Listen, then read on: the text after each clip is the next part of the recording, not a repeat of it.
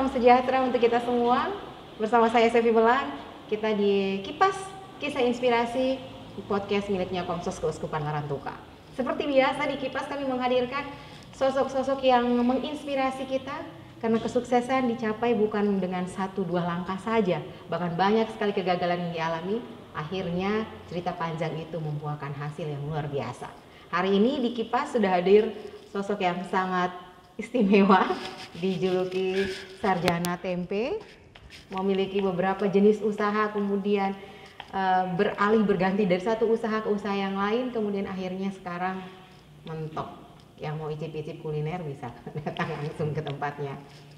Tamu istimewa kami hari ini, Kakak Tommy, biasanya kami lihat Tommy lagi. Halo Kak Tommy, apa kabar? Selamat sore, kabarnya baik. Oke, sehat ya hari ini ya? Sehat sekali. Biasa.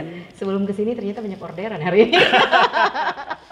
Sempat mau bikin tumpeng gitu ya? Iya, hari ini lumayan. Artinya okay. 5 tumpeng kita drop hari ini. Itu bangun jam berapa kira-kira kalau 5 tumpeng dalam waktu yang singkat? Tidak terlalu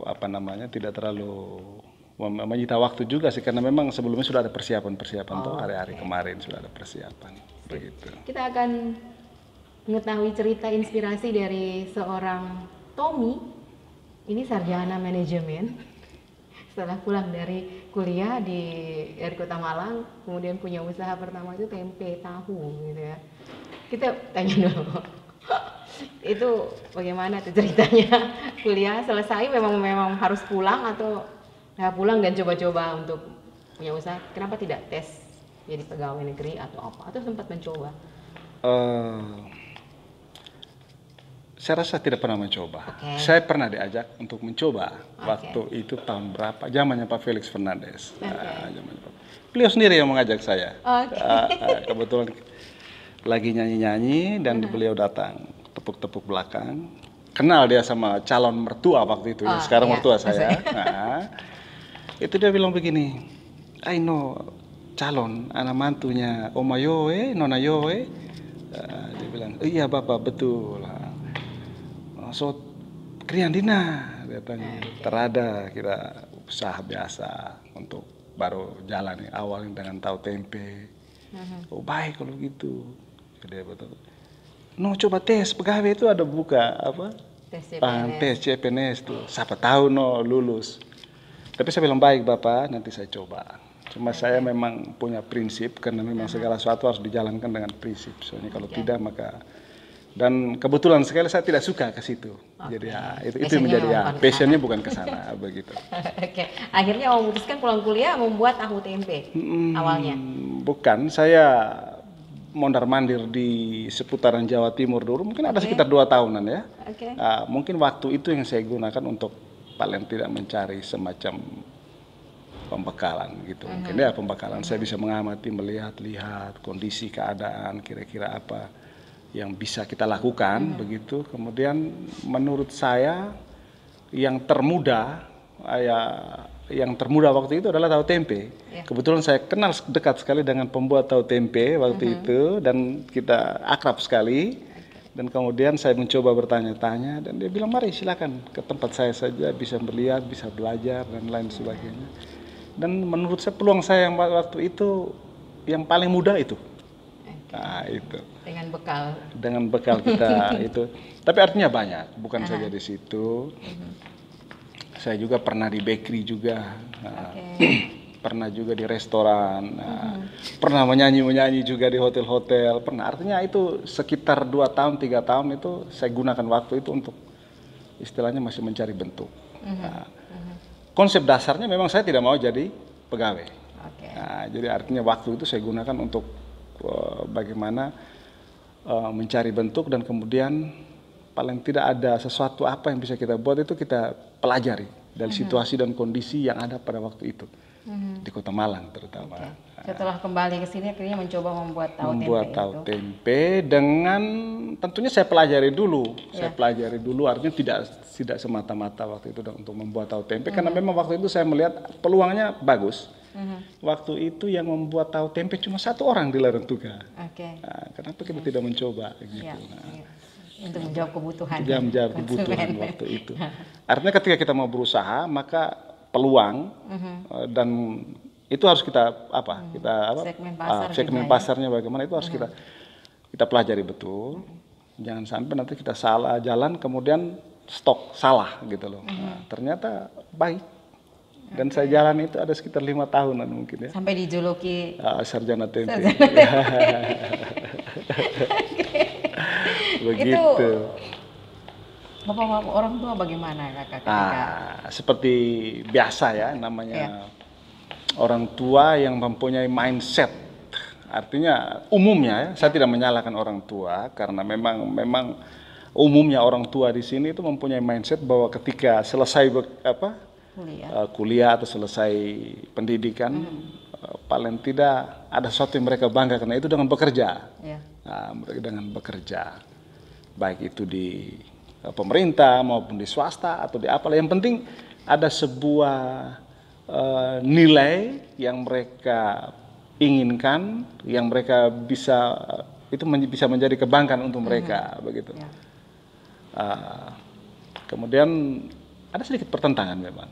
Kemudian saya mencoba untuk ngajak ngobrol, paling tidak kita sedikit-sedikit membuka mindset dari orang tua yang memang seperti itu, rata-rata umumnya ya, rata-rata umumnya di sini seperti itu. Setelah itu kemudian ya ada sedikit pertentangan sedikit, tapi karena saya mencoba jalan dulu. Paling tidak yang seperti ini harus kita buktikan, ya harus dibuktikan, harus perlu pembuktian. Soalnya kalau tidak nanti akan tetap menjadi buah bibir. Tapi sempat juga soal mebel juga ya? Iya, itu semua hal dicoba. Untuk pembuktian memang akhirnya orang tua terima itu karena saya kerja sekitar mungkin 6 bulan saya beli motor. Begitu. Dari 6 bulan dari tahu tempe 6 bulan ya. Begitu. Artinya dari situ baru saya membuka lagi. Sebetulnya orang tuh bisa hidup dengan menjual pisang goreng juga bisa. Tetapi yang penting dia atur secara baik, ada ada kualitas, ada inovasi yang harus dibuat di pisang yang kelihatannya seperti itu. Ada inovasi-inovasi bisa jadi. Kenapa dengan tahu tempe yang tidak? Saya buktikan itu, dan kemudian mulai ada mata-mata orang sudah mulai ternyata begini. Artinya ada nilai baik yang mereka mulai pelajari, begitu. Kemudian kenapa berhenti tahu tempenya? Tahu tempe itu berhenti karena memang yang pertama kendala itu ini sesuatu yang menurut saya sangat pribadi, dalam arti begini. Ketika saya memiliki seorang anak dengan istri bekerja, maka ada 2 pilihan. Ya, 2 pilihan. Apakah istri harus berhenti untuk mengurus anak-anak atau saya mengurus anak-anak? Karena anak dari 0 tahun sampai 0 bulan sampai 4 bulan atau sampai 1 tahun minimal itu harus dalam tangan orang tua. Itu prinsip. Yang berikut saya coba untuk jalan itu, artinya mengemong anak anak begitu. Tapi bukan berarti berhenti. Tetap saya jalani tahu tempe. Persoalannya yaitu ada pada tenaga kerja. Jadi ada dua ya. Itu setelah itu ada tenaga kerja yang memang rupanya pekerjaan membuat tahu tempe itu adalah hal yang baru sekali, dan kemudian dan itu memang butuh ketelatenan. Setelah itu butuh kesabaran yang sangat tinggi, dan memang capek juga ya. Capek juga. Dan kemudian tenaga kerja yang ada itu dalam tanda petik mereka susah sekali untuk melakukannya dengan baik tanpa kontrol. Sulit dilepas bekerja sendiri. Ini yang repot. Artinya barang itu kalau umpamanya kita buat, kalau tidak hati-hati sekali memang tidak jadi. Tidak jadi. Dan itu berulang-ulang saya coba, saya bilang, ini rupanya ini masalahnya di sini. Saya bilang. Ada kemungkinan waktu itu saya punya channel dengan teman-teman di Jawa atau dengan Pak Mas yang saya pelajari itu untuk dia datangkan tenaga kerja dari Jawa. Saya berpikir bahwa hanya untuk tahu tempe harus mendatangkan itu. Tapi sebetulnya bagus juga. Cuma saya berpikir bahwa ini saya juga masih ngemong anak, sampai saya dijuluki Bapak Siaga karena yang antar anak ke mana, ke posyandu, kemana-mana itu saya. Ibu bekerja ya, kerjanya di bank, jadi ya memang apa namanya kendala begitu. Tapi memang sudah dibicarakan bersama pasangan. Sudah dibicarakan. Nah, setelah itu ya namanya kita orang swasta, ya. Berhenti di situ, saya melihat ada peluang lain. Kebetulan saya dulu waktu di Malang itu ambil khusus bina vokalia ya, kursus trap instruktur. Jadi saya bilang kenapa tidak saya buka bina vokalia saja. Mumpung anak saya masih kecil, saya bisa ambil part waktu sore. Pagi saya urus mereka, segala macam semua. Mungkin sore mungkin ada omanya yang bisa melihat-lihat, saya ambil waktu sore. Nah, ini apa namanya? Orang swasta harus bermanuver cepat ya, harus bermanuver cepat. Sebab kalau tidak nanti kita akan tenggelam. Jadi dari tahu tempe akhirnya berhenti membuka kelas. Buka kelas begitu. Dan saya jalan cukup lama, ada sekitar 5 tahun. Selfie juga kan sudah pernah menjadi MC-nya ya waktu di pentas-pentas kita ya. Begitu. Jadi sudah banyak juga yang dihasilkan dari kelas sudah itu banyak, ya. Sudah banyak. Hasil dari bina vokalnya. Banyak yang sudah jadi penyanyi juga. Banyak yang sudah jadi penyanyi. Gitu. Kemudian sekarang jadi itu kita jalan 5 tahun karena memang tunggu anak saya sampai 5-6 tahun toh.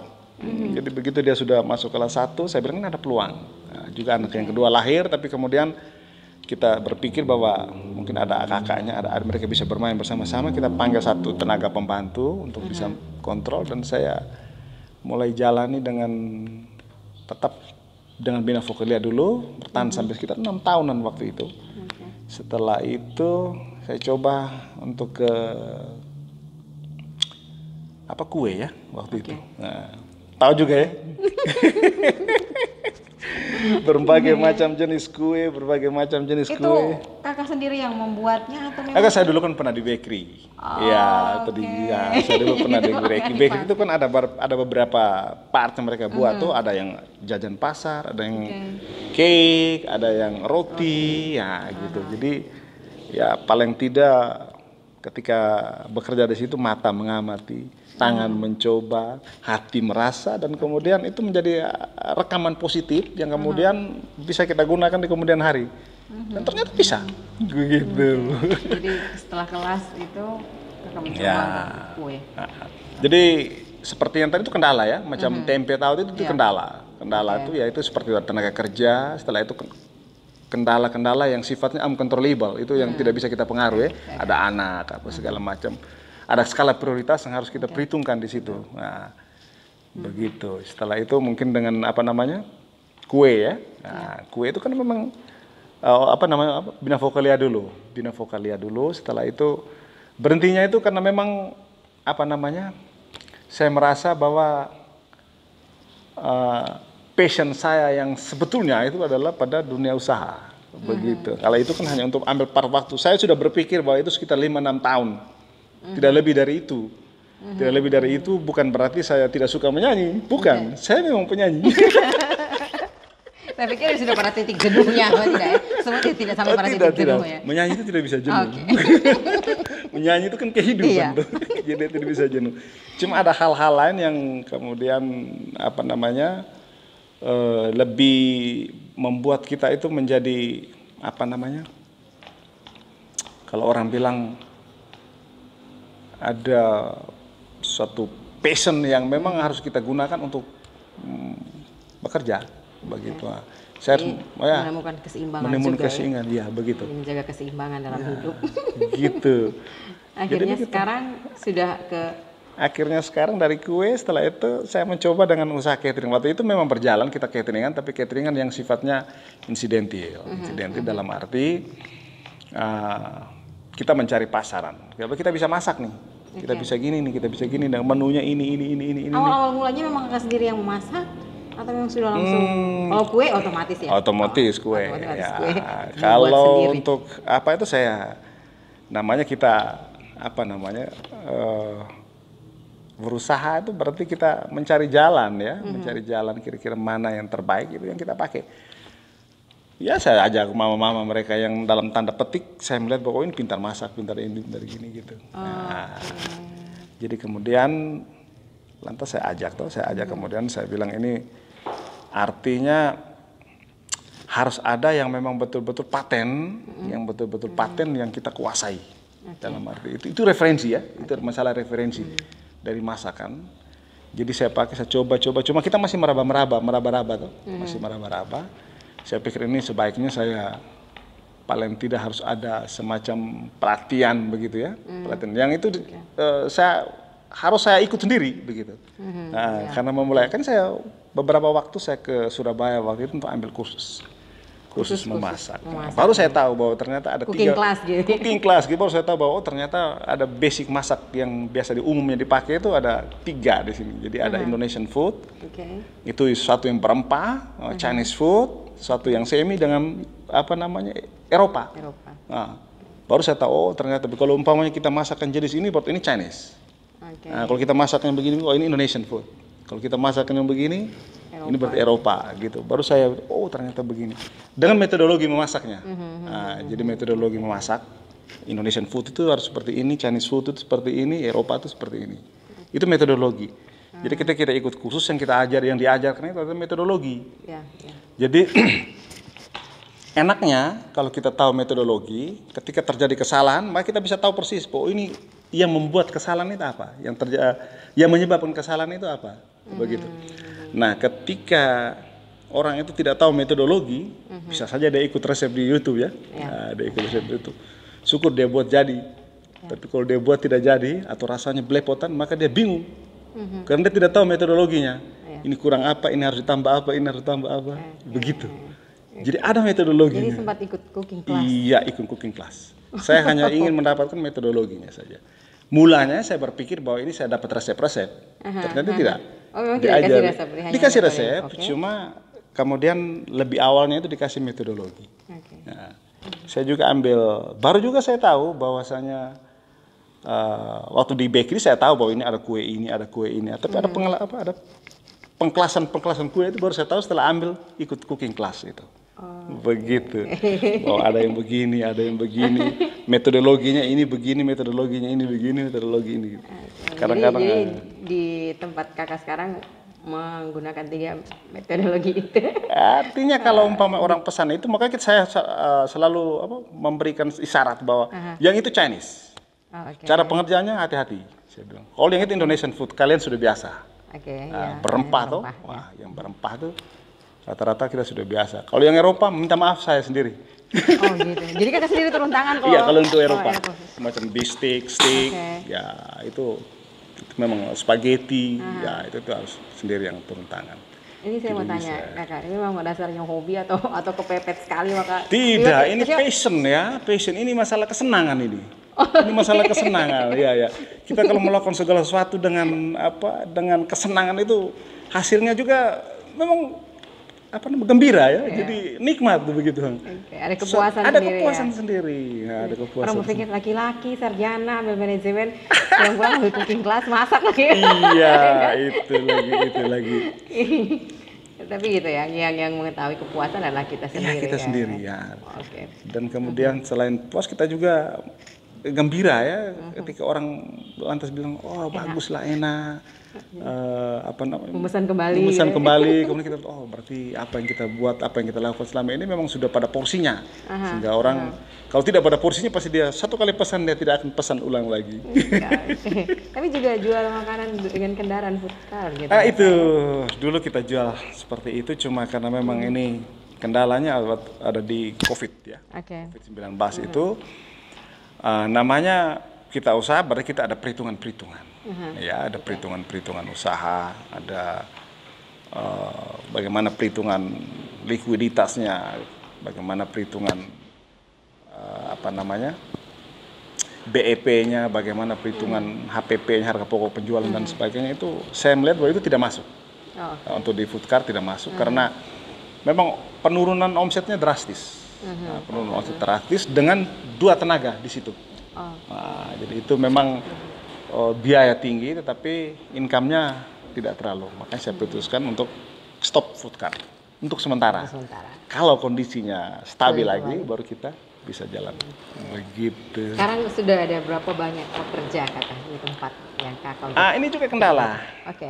Dulunya sekitar 8, tetapi karena kondisi seperti sekarang ini maka yang ada sekarang cuma 4 saja, jadi separuh.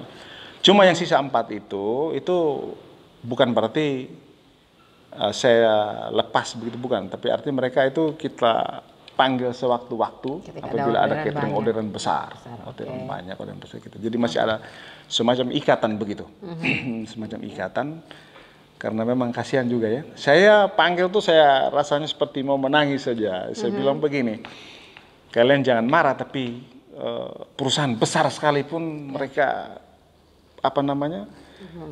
memberhentikan karyawan juga seperti itu, tidak main-main, ribuan. Apalagi kita perusahaan kecil ini nih. Saya bilang kalau saya tetap jalan maka saya hancur, kamu juga hancur. Jadi kita jalan sebatas, yang penting saya bisa bertahan dulu. Nah, kemudian nanti kalau kondisinya membaik lagi baru kita jalan bersama lagi, dan mereka bisa terima itu. Nah, karena kita ngomongnya dari hati. Tapi jangan khawatir, saya bilang kalau umpamanya ada omset cateringan besar, orderan besar, itu nanti saya panggil, dan mereka saya panggilnya bergilir tuh. Nah, ini kok dulu, yang ini 2 dulu, yang ini 2 dulu, begitu. Jadi ganti-ganti. Ganti-ganti. Kendala usaha bisnis makanan nih kakak, ini kendala paling besar apa nih kalau untuk di Larantuka sendiri? Kalau di Larantuka, saya kira kondisi keuangan ya, daya beli. Daya beli itu memang itu kendala yang paling besar. Kalau kami dulu untuk food car-nya saja itu bisa lumayan. Belum termasuk waktu itu kan depot dibuka toh. Depot juga buka, food car buka, depot buka, setelah itu online jalan. Jadi ada 3 income itu yang masuk sekaligus dalam 1 hari. Ini hitung per hari kan, jadi food car, setelah food car, depot, setelah itu dari pesanan online. Jadi kalau sekarang ini food car-nya tidak jalan, depot saya tutup, setelah itu kita hanya bermain di online, plus kita gencar di catering. Nah, dan itu memang kita harus, saya pikir itu yang membuat kita bisa bertahan. Nah, cateringan itu makanya pendekatan terutama untuk instansi buka saja ya, supaya umpamanya ada yang mau ikut juga silakan gitu. Karena mereka yang punya duit ya, terutama yang vertikal ya, mereka yang punya duit. Jadi itu yang kita buat pendekatan ke mereka. Nah, kira-kira kalau umpamanya ada masalah, ada orderan atau apa, kita siap dalam arti siap melayani itu super ya. Super itu dalam arti tahu saja terima beres. Begitu, tahu terima beres. Antar di tempat, semuanya komplit, tinggal datang, buka dan makan, selesai. Begitu. Ini saya lihat juga melayani tumpeng ya kak ya? Kita layani juga tumpeng. Itu kakak sendiri mendesain dan membuatnya atau mendesainnya itu kita sekarang kan semua media ini kan bisa kita pakai untuk media pembelajaran ya. Jadi baik itu di YouTube. Kalau untuk motif-motif dan bentuk itu kita bisa belajar banyak dari media-media yang ada ya, kita bisa belajar. Kecuali rasa ya. Dan metodologi tadi itu. Nah, itu memang itu kuncinya di situ. Nah, itu kuncinya. Kalau untuk tumpeng apa segala macam itu kalau untuk menata dan menghias itu kita bisa belajar. Semua orang juga bisa belajar. Tapi yang di depotnya kakak memang kakak sendiri yang itu menata? Saya serahkan ke salah satu orang karyawan. Jadi memang dia khusus menangani itu. Dia khusus menangani itu. Hanya dia saja, yang lainnya tidak. Karena saya lihat bahwa membuat garnish ya, membuat garnish itu memang butuh ketelatenan. Setelah itu nilai seninya, rasanya. Saya lihat ada salah satu saja yang bisa. Yang lain itu rupanya motorik dan sensoriknya lemah. Sehingga hanya satu saja. Dan kemudian itu untuk menghias ya. Kalau umpamanya untuk menu di tumpeng itu kan sudah kita kerjakan bareng toh, kerja sama tuh, jadi tidak terlalu repot. Untuk mengerjakan satu tumpeng itu biasanya berapa banyak waktu yang yang dibutuhkan? Kami ini selalu saja menyarankan untuk kalau bisa pemesanan itu jangan mendadak, supaya kami ada persiapan. Jadi tidak terlalu lama, satu tumpeng itu dari memasak nasi sampai tumpeng itu jadi, itu mungkin sekitar 1 jaman ya. Oke, tinggal ditambah lauk-lauknya. 1 jam lah, gitu. Karena memang kita selalu saja memohon kepada pelanggan kalau bisa jangan mendadak, supaya ada persiapan-persiapan sebelumnya yang artinya kita bisa buat. Kita kan setiap hari order makanan toh, jadi yang kita bisa kerjakan sesuai sekalian dengan punyanya tumpeng gitu. Jadi untuk waktu menghiasnya itu mungkin dari menghias awal sampai akhir itu ada sekitar 40, tidak sampai 1 jam itu. Cepat. Cepat sekali. Menata saja. Garnisnya kan sudah dibuat. Dibuat langsung ditaruh di kulkas, tinggal angkat tuh. Gitu. Kakak punya pengalaman bahwa orang tua pasti menginginkan, rata-rata ya, pada umumnya orang tua menginginkan anak bekerja kantor dan itu pasti. Sekarang putra putri, tapi orang tua dulu, orang tua sekarang melihat kemudian ini menjadi mereka kemudian tidak bisa ternyata mindset yang saya miliki memang hasilnya seperti ini. Saya bilang ya kalau umpamanya bukan saya mau menjelekan pekerjaan atau bukan, semua pekerjaan itu baik mulia. Cuma ini kan masalah hati ya, masalah hati, masalah kesukaan, masalah prinsip, itu saja, mencintai mengerjakan apa yang kita cintai. Itu.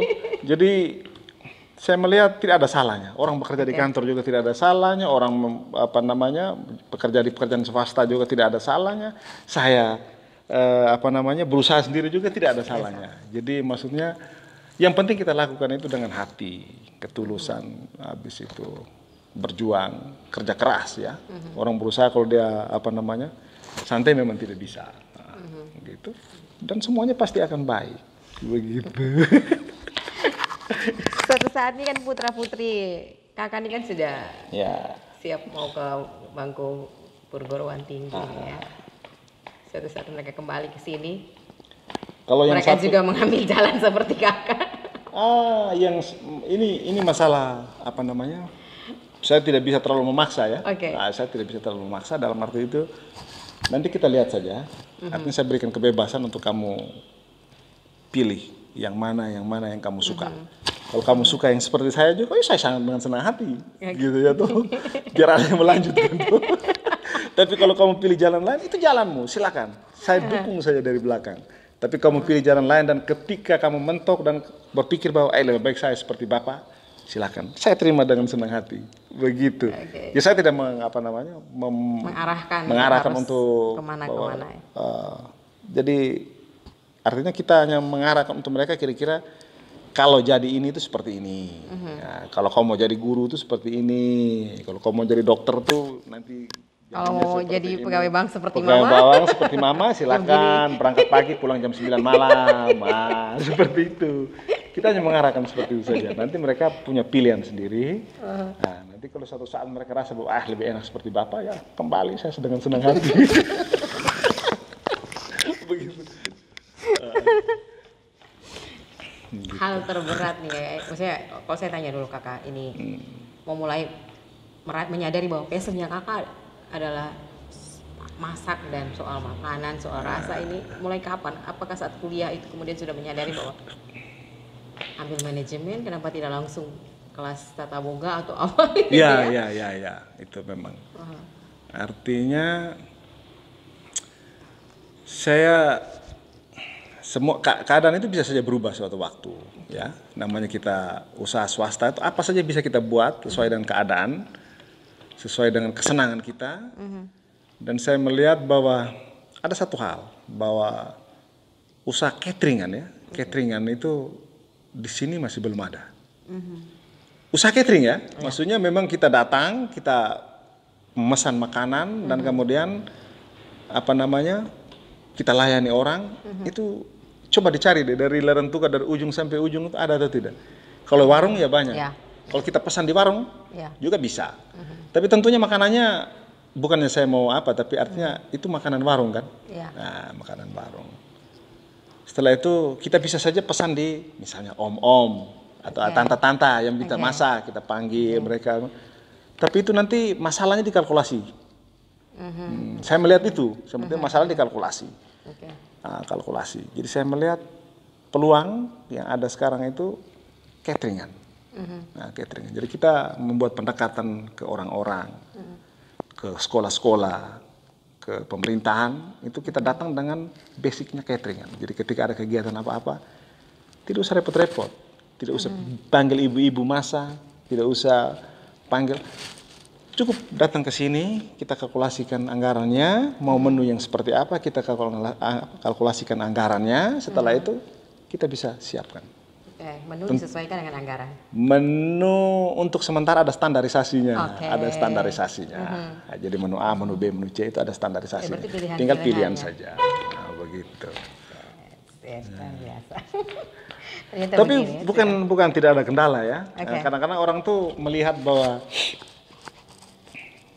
orang melihat kita sudah naik mobil, ya. Orang sudah melihat bahwa kita sudah punya rumah yang besar. Orang sudah melihat kita punya ini, punya itu. Setelah itu mereka betul baik, kurang baik, enak. Ini umumnya ya, tapi saya melihat bahwa ada proses yang panjang yang memang harus kita lalui. Proses yang panjang, istilahnya menurut saya itu tahan banting ya. Tahan banting, karena kalau kita tidak melalui proses, tahan banting, kita tidak melalui proses-proses yang kemudian membuat kita menjadi kuat, ada kegagalan-kegagalan, bukan tidak. Ada kegagalan-kegagalan. Ada orang yang pesan makanan, setelah itu batal, ada.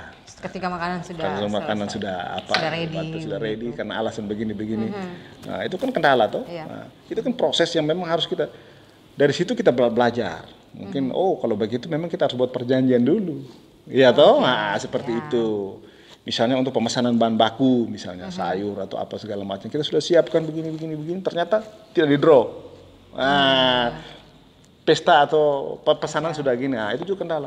Jadi banyak sekali, banyak yang memang kemudian itu menjadi sebuah proses pembelajaran yang kemudian membuat kita membuat sebuah sistem, paling tidak ada sebuah mekanisme yang harus kita buat supaya kemudian tidak ada kesulitan ketika jalan kendala-kendala gitu. Jadi banyak sekali. Jadi tidak enak-enakan begitu, tidak kelihatan seperti enak-enakan begitu, tidak. Tapi pernah ada yang mengkomplain ketika masakan dari ada. Jangan bilang tidak, ada. Ada yang komplain, ada. Tidak mungkin, itu pasti ada, dan kemudian itu harus kita terima dengan senang hati ya. Nah, artinya ada yang dia betul, ada yang dia tidak betul. Mungkin kalau terlalu subjektif ya, terlalu subjektif sehingga dia menilai begini. Tapi ya kita namanya untuk menjaga hubungan baik, ya kita harus terima. Oke, baik, nanti kami koreksi, kami nanti pelajari lagi, kami akan memperbaiki. Itu bahasa-bahasa bijaksana. Tapi tidak boleh marah ya, tidak boleh marah. Nanti pelanggan kabur.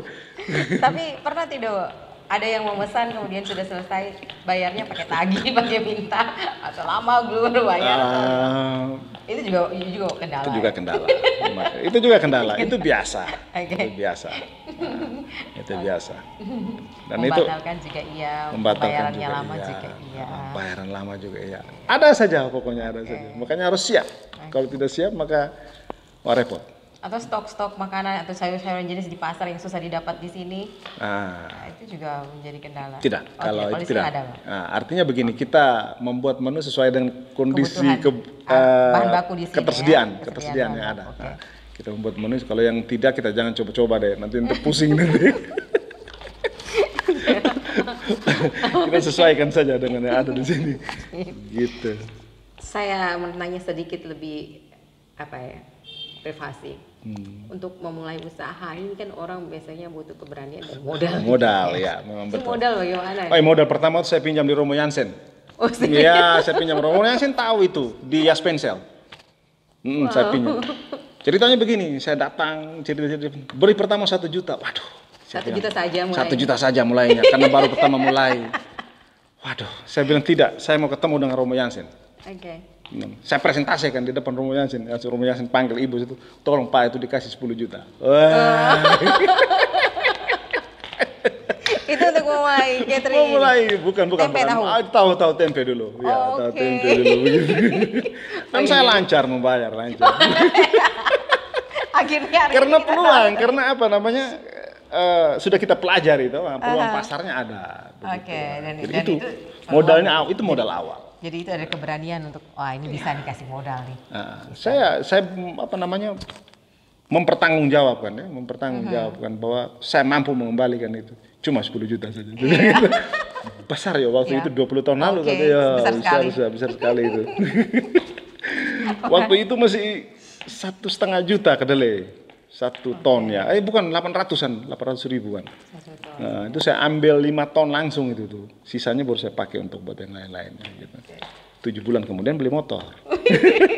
Berarti angsurannya sudah aman. Sudah aman. Kalau sudah beli motor aman. Bersyukur juga ya sekarang tempe kedelainya juga nggak susah-susah juga sekarang ya. Mahal sekarang ya, mahal. Oke, Kak Tommy, apa yang mau disampaikan buat ini kan sekarang Kak Tommy sudah jadi orang tua, juga sudah berwirausaha, ini disampaikan kepada yang menyaksikan. Oke, baik. Untuk anak-anak yang sekarang ya, saya lihat bahwa anak-anak muda sekarang itu mentalnya itu tuh terlalu instan menurut saya.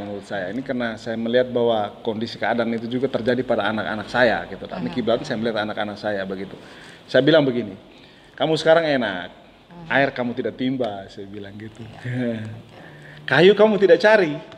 Ya, kalau kita dulu cari kayu, air mesti pakai timba jaraknya sekian. Nah, pagi sore kalau tidak ada kebutuhan siang juga kita harus lakukan itu. Jadi proses-proses seperti itu adalah proses menempa kita untuk kemudian ada rasa tanggung jawab segala macam semua. Setelah itu ada nilai-nilai kerja keras yang mulai tercipta karena situasi dan keadaan pada waktu itu. Nah, kondisi sekarang itu berbeda. Semuanya serba instan, serba jadi.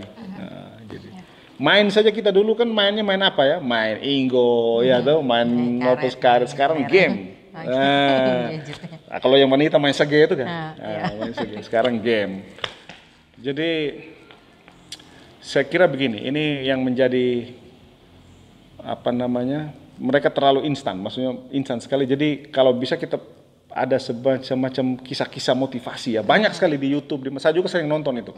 Banyak sekali itu kisah-kisah motivasi yang bisa membuat kita kemudian bisa merubah mindset kita, untuk menjadi orang yang lebih kuat, untuk menjadi orang yang lebih sabar, menjadi orang yang bisa mampu melalui proses, menjadi pejuang itu bisa. Artinya ada spirit yang harus dibangun, sehingga kemudian generasi kita yang sekarang tidak menjadi generasi yang begitu terlalu santai, begitu. Menurut saya santai sekali. Nah, mereka tidak merasakan bagaimana pi bakara, begitu ya, begitu. Jadi harus ada semacam proses untuk mereka mengenal motivasi hidup. Menurut saya motivasi hidup itu penting sekali menurut saya. Itu kita belajar dari banyak orang dan harus berkiblat kepada mereka yang memang betul-betul sudah berhasil. Sudah berhasil. Saya punya mentor banyak yang saya tidak seperti, tapi saya belajar terus banyak melihat orang yang sudah berhasil. Setelah itu saya melihat trik-trik yang mereka buat. Setelah itu saya melihat konsep-konsepnya mereka, itu saya melihat. Jadi tidak hanya dari kita saja, tapi kita setiap hari perlu belajar dan jangan dengan game saja. Ini untuk anak-anak. Kalau untuk yang mau berusaha seperti kakak atau yang baru selesai kuliah, cepat-cepat merubah mindset. Itu dulu. Cepat-cepat merubah mindset karena sekarang ini memang kalau kita tidak membuat suatu perubahan, tidak membuat tindakan yang cepat, maka kita akan terpuruk. Waktu itu dia akan berjalan terus. Umurnya 22, 23, 24 sampai 30 bingung, tidak bisa buat apa-apa. Nah, jadi harus cepat. Bisa belajar untuk melihat peluang yang ada. Jangan kalau umpamanya ada peluang untuk bekerja silakan, tapi kalau tidak saya sarankan untuk wira swasta deh. karena tolok ukur keberhasilan di suatu daerah itu adalah lebih banyak wira swasta daripada PNS-nya. Ya. Tolok ukur keberhasilan lebih banyak orang yang berusaha Ya, daripada yang menjadi PNS-nya begitu. Jadi mari rame-rame kita berusaha. Begitu. Terima kasih banyak. Terima kasih untuk obrolan kami. Ada satu hal lagi, ketika kita memang mengalami kendala atau apa tuh, jangan cepat putus asa. Jangan cepat putus asa dan jangan lupa bersyukur. Ya. Jangan lupa bersyukur, jangan lupa minta petunjuk ya. Jangan lupa minta petunjuk karena kadang-kadang kita manusia ini stuck dan sebagai manusia itu ada keterbatasan, baik dia punya konsep, karena kan dia sudah punya konsep yang bagus, konsep yang ini, jalan tuh tetap tidak jadi juga. Itu ada hal-hal yang harus kita perbaiki. Ya, artinya kita lebih banyak merenung dan kemudian minta kepada sumber kekayaan, begitu ya. Nah, sumber kekayaan itu siapa sudah tahu, Selvi ya. Nah, yang memiliki segala ini siapa? Ya, itu dia sudah tahu. Yang minta tidak pernah habis-habis. Yang minta tidak pernah habis-habisnya, ya itu. Jadi itu harus seimbang sekali. Ya, harus seimbang. Kalau tidak maka kita berat sebelah. Dan berat sebelah itu menjadi orang yang sangat tidak bijaksana. Begitu. Terima kasih Kak Tommy sudah hadir di podcastnya Komsos Keuskupan Laratuka. Kipas Kisah Inspirasi sudah berbagi cerita dengan kami, dengan yang menyaksikan. Saya yakin bahwa ini cerita yang juga menginspirasi semua orang di luar sana, apalagi yang mencoba satu usaha kemudian gagal, mencoba kemudian. Ada hal yang menarik bahwa kakak dan pasangan membuat keputusan yang baik, kemudian membagi waktu, mengedukasi anak-anak, dan itu menjadi keluarga yang idola. Terima kasih. Baik, untuk Anda yang sudah menyaksikan Kipas, yang melakukan sesuatu memang harus kita cinta pekerjaan kita atau mencintai apa yang kita kerjakan, dan mengerjakan apa yang kita cintai itu biasanya akan menghasilkan hal-hal yang luar biasa walaupun kecil. Terima kasih, semoga kisah dari Kakak Tommy Lege bisa menginspirasi Anda yang menyaksikannya. Jangan pernah berhenti berusaha dan jangan pernah berhenti bersyukur. Jika tidak menemukan jalan, mintalah kepada yang mempunyai jalan dan mintalah kepada yang memiliki kekayaan, karena tidak akan pernah habis-habisnya. Dia yang memberikan kehidupan ini, memberikan kehidupan ini. Sampai jumpa lagi, salam sejahtera.